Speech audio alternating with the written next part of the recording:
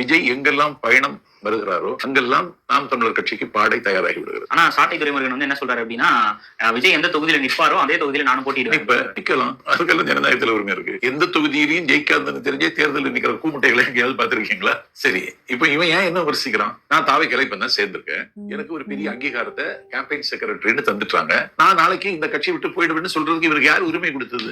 என்ன காரணம்னா, இனி நான் பேச போறேன். நான் இதுவரையும் பேசல தாவைக்கா மேடையில. நான் தான் இவன் கட்சி தொடங்கிய நாளில் இருந்து இவன் ஒரு கண்காணி, இவன் காட்டி கொடுக்கிறவன், இவன் சனாதன கும்பலுக்கான கைக்கூலி, இவன் தமிழீழ விடுதலையை கொச்சைப்படுத்தினவன், உலகத்தினுடைய தமிழ் தேசிய தலைவத்தின் தன்னிகரற்ற தலைவன் அழுக்காக்கிய அயோக்கியன், அவருடைய உடன் பிறந்த அண்ணனை பற்றி தீக்காளி பயணு சொன்ன ராஸ்கல் இவன் வந்து தமிழ் இனத்து துரோகி நான் தான் தொடர்ந்து உரத்த குரல்ல பேசிட்டு இருக்கேன்.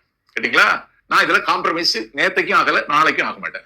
இப்ப நான் தாவைக்காவில போனதில்ல, ஏற்கனவே தாவைக்காவினுடைய வரவால் அந்த கட்சி க்ஷீணித்து விட்டது. 8% கட்சி க்ஷீணித்து விட்டது. 8% இருப்பது 1% குறுகி போயிருக்கிறது. நாஞ்சில் சம்பத்தி நீ பேச ஆரம்பிச்சா அவன் பேச்சுல அக்கினி மணக்கும் மணல் காற்று வீசும்.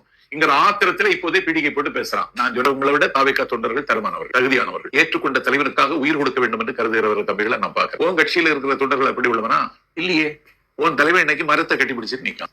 மண்ட பயில ஏன்டா மரத்தை கட்டுறன்னு கேட்கிற ஒரு பையன் இருக்கான். நாங்க கடல போய் நிக்கலாம், மலையில போய் நிக்கலாம், காட்டுல போய் நிக்கலாம். இது விலங்குகள் மாநாடு நடத்துறோம், நாளைக்கு பன்னி மாநாடு நடத்துவான். இந்த பண்ணியை நம்பி நாங்க ஏண்டா வந்தோன்னு எவனாவது சொல்லிட்டு வெளியே வரானா? வருவான். தாவைக்கா தொண்டர்கள் பத்தரை மாற்று தங்கங்கள், கை காசு செலவழிச்சு தலைவன் எங்க பேசுறாரோ அங்க பயணம் செய்துகிறவர்கள், ஓடுகிற பாம்பை மிதிக்கிறவன், எண்ணெலை விழுங்கி மின்சாரத்தை கொப்பளிக்கிறவன்,